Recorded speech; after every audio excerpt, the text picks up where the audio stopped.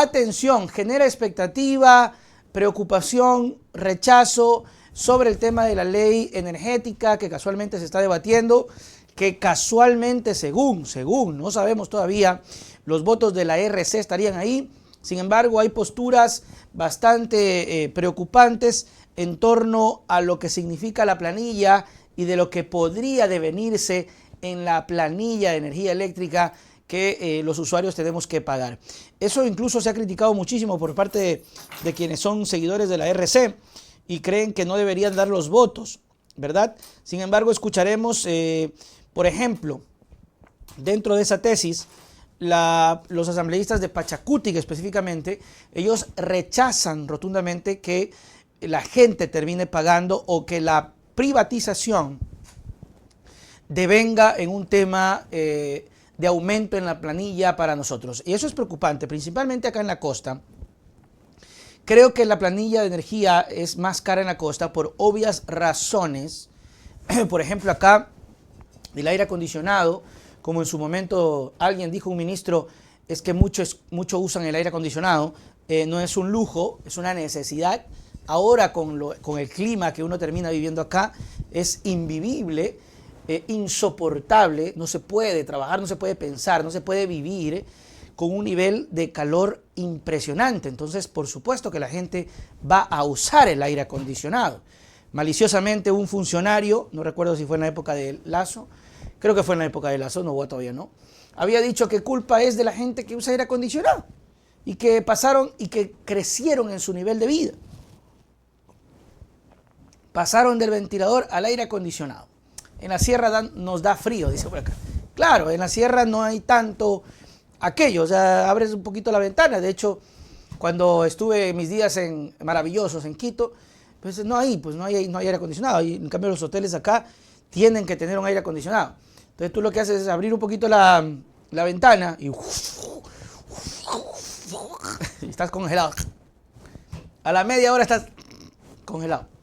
Pero veamos qué pasa con esto, mis queridos amigos, que se está debatiendo. En el Pleno de la Asamblea cerró el primer debate del proyecto de ley de competitividad energética enviado por el gobierno con carácter económico urgente. La discusión de esta propuesta se centró en la influencia que atraería en valores de tarifas eléctricas y en las delegaciones de las actividades del sector de la empresa privada. El debate se abrió a las 11 del día de ayer con la intervención de varios asambleístas. La legisladora Valentina alertó que de no aprobarse, el Estado no podrá cubrir el abastecimiento de energía en los próximos años. Eso es grave, enfatizó. La señora Centeno, asambleísta del señor Noboa. ¿Saben qué? Yo voy a decir algo, más allá de que si se apruebe o no, de si estamos de acuerdo o no. Saben que a mí sí me molesta una situación y quiero que esto se entienda y ojalá que el gobierno del presidente Noboa lo escuche o alguien, por favor, lo escuche. Me fastidia sobremanera que cada vez y cuando nos vengan a decir a nosotros que si no se aprueba esta ley, te vamos a seguir perjudicando. Si no se aprueba esta ley, van a seguir los apagones. Si no se aprueba mi consulta, seguirán los delitos. Si no hacen lo que yo digo, seguirán los atracos. ¿Sabe qué? ¿Sabe qué me fastidia? Me fastidia esa postura del político que juega a estas amenazas ya que está en el poder, ¿no? Porque cuando es candidato, y ustedes no me van a dejar mentir, todos los políticos cuando son candidatos nunca te dicen eso.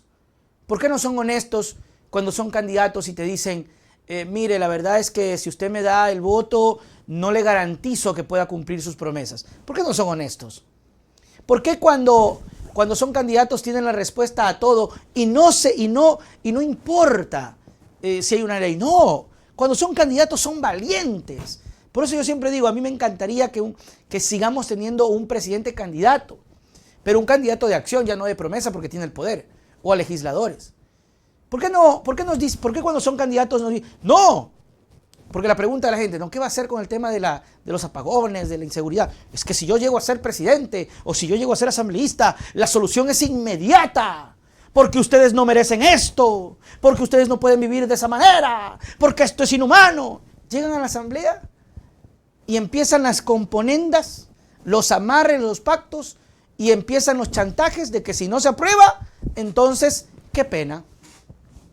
y lo ponen entre la espada y la pared al correísmo, porque el correísmo es el que mayor grupo de votantes tiene en la asamblea. Entonces, si es que dicen que no, les caemos encima. De verdad que me fastidia. Yo lo voy escuchando varias veces y lo voy escuchando también del presidente Noboa. Si esta ley no se aprueba, seguirán los problemas. Si esta consulta no se aprueba, seguirán los problemas. Señores, los problemas van a seguir. Porque si bien una ley, si bien una consulta marca la ruta, marca el camino, todo es a largo plazo. Todo es a largo y a largo de largo plazo. Solamente para muestra un botón. Tanto pelearon los Yasunidos. Yo tengo mis opiniones divididas en ese tema. Tanto pelearon, pero pongámonos en los zapatos de los Yasunidos. Tanto pelearon las personas que estaban de acuerdo con el tema ambiental. Se dio la consulta. Ganaron la consulta. ¿Y ustedes creen que la están aplicando? ¿Saben por qué? Porque no es tan fácil, porque no es tan rápido, o porque no hay voluntad política y no lo quieren hacer, porque obviamente hay un ingreso económico que hoy el país lo necesita, le hace falta. ¿Y por qué entonces no hablaron, no explicaron, no se pusieron en su momento? Solamente por darles un ejemplo, lo que quiero dar a entender es que no es que si no se aprueba la ley, la cosa se viene abajo. No, estamos abajo. Estamos jodidos. Entonces no me vengan con ese chantaje que me fastidia. El presidente está en las mismas. Si no gana mi consulta, entonces yo no podré hacer absolutamente nada. Qué coraje, de verdad qué coraje. Y la gente que votó por el señor Noboa debería sentir mucho más coraje en ese sentido. Sigamos. Bueno, la asambleísta dijo que esto sería importante, repasó que en el 2018 se generaron 28.000 gigavatios por hora y desde entonces, dijo, la producción de energía se ha visto estancada hasta la actualidad. No ha existido $1 de inversión pública ni privada en los últimos años. Ya, pues ahí está. Perfecto. ¿Necesitan inversión privada? Perfecto. ¿Cómo, cuándo y dónde? ¿Necesitan inversión pública? Hágalo mañana. Ay, es que no hay dinero. ¿Qué carajos? Entonces, entiendan esta lógica y entiendan la lógica de privatizar o entregarles los recursos naturales a la empresa privada. Usted cree, a ver, en la lógica, la empresa pública o el Estado no puede manejar, no puede invertir porque no tiene dinero. ¿Ok?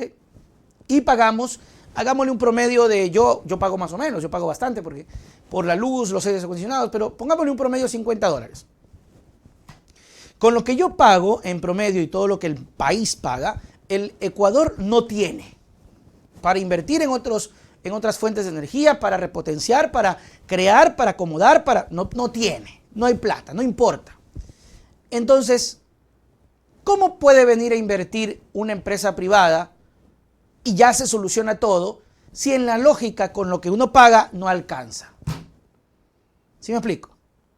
Porque se supone que la planilla, y eso que en la planilla uno paga, hermano, cuerpo de bomberos, a acera, el impuesto a no sé qué asociación, a la agrupación, a Solca, no tengo nada contra eso, me parece excelente, etcétera, etcétera. Lo pagamos con corazón, con cariño, con emoción. No alcanza. Entonces, viene la empresa privada y te dice, no, tranquilo, yo invierto. No, tranquilo. ¿Cuánto se necesita para repotenciar? Yo lo hago. Pero ese recargo, adivina quién lo va a pagar. Porque el Estado no tiene plata. ¿Sí me cachan la lógica de esta situación? Si hablamos de realidades y verdades, con lo que recauda la empresa eléctrica nacional, debería alcanzar. Pero no alcanza. Entonces, si viene una inversión para repotenciar, para acomodar, para poner otro tipo de generación, ¿quién cree que va a cubrir eso? Papá, pues. Nosotros, pues. ¿A quién creen ustedes que le va a recargar esa inversión? ¿Acaso viene la Madre Teresa de Calcuta a poner? ¿Acaso viene el Espíritu Santo por obra y gracia del corazón de Jesús y no va a cobrar absolutamente nada? No nos engañemos.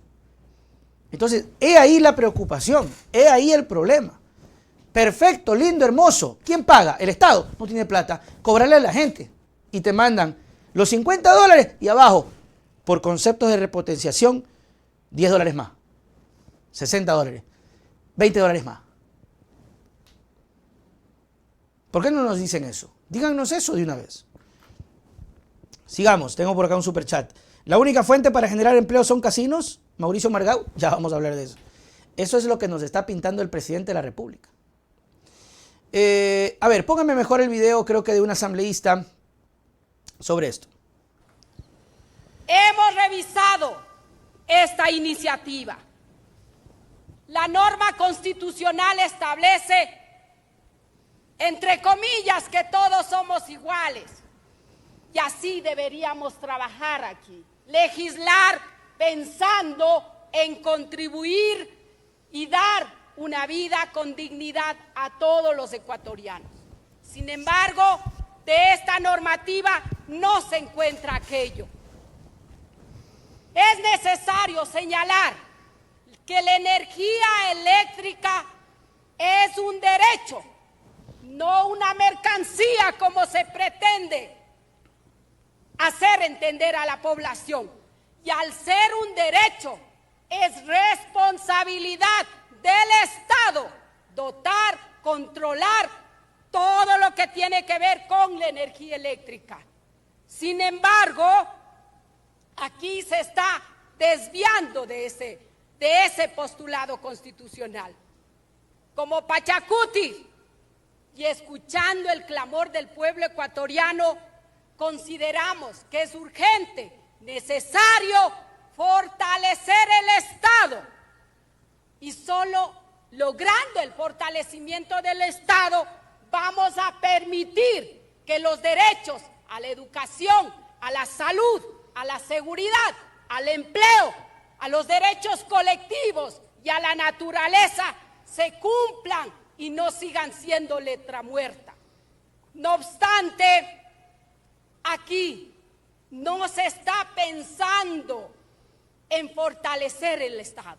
Al contrario, lo que se está buscando es desmantelar el Estado bajo el justificativo que lo público ya no sirve. Claro, esa es la lógica, ¿no? Hay preocupación. Hasta el momento la Revolución Ciudadana ha dicho que si bien la ley puede ayudar en un largo plazo, no soluciona los problemas a corto plazo. Hay expectativa porque aparentemente los votos de la Revolución estarían para esta ley. Ojalá que se hagan las observaciones necesarias, porque sí me parece preocupante. Obviamente no va a pasar mañana, que en algún momento determinado la cuenta, como siempre, la terminemos pagando nosotros. No sería la primera vez. Se acabó.